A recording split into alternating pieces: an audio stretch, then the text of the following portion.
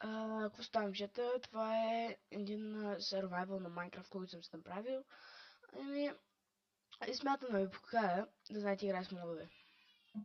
Тук печка е това и работна маса, тук малко штори. Малко са бъгнати, не знам защо така. Така, отваряме шторите. Тук в челджи, имаме телевизора и викаме: гашни, ко си легнал там, той да не ти лека ножица. Ставаме, включваме телевизора. Тук столчета ти са твърни тюрмода, както всичко останало, което видяхте за сега.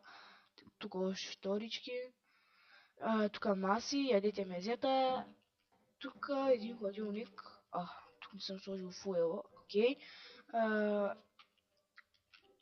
Тук е хладилника, който е празен. Съм го пълнил. Тук някакви глупости имам в това. Опа, къде ми е железният меч? Към да ева. Тук имам 5 пържени пържулки. Нека ви покажа отвънка. Тук някаква алия, да го кажем пътя просто към едно място. И тук фермишката ми за животни. Тук имаш просто много животни, различни патки, зайци и много такви си подобни. И аз просто като си казах, защо да не ги заградя, и заградих ги. Оп, еп, камон. Да забравя да ви покажа кутията ми за писма, която не мога да чупя всъщност. Ще ми, че нямам премишен да включа, но сета е.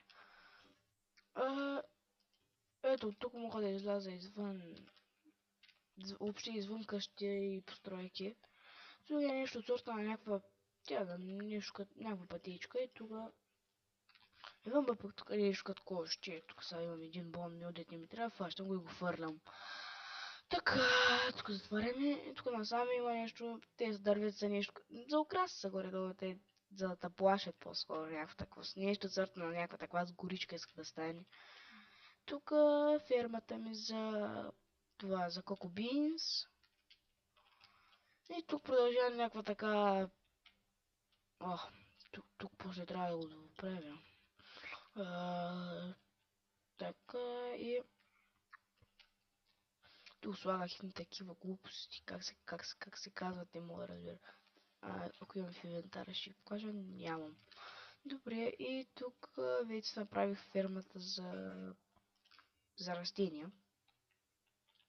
Тук джини мини, много неща има.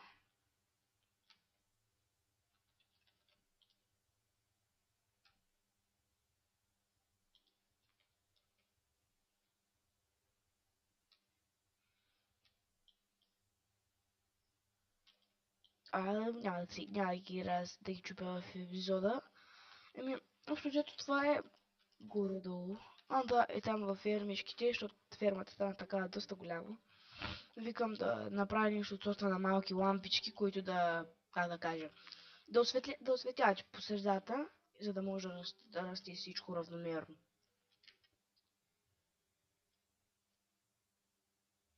Издим една джине. Общо взето и от тук може да излезете и това е самия само от такова. Тук пак до кошето, пак такви с дървета с тикви и това е. Ами, благодаря, че ме гледахте. Аз бях Биксън и това беше моят епизод на моя survival. Бай!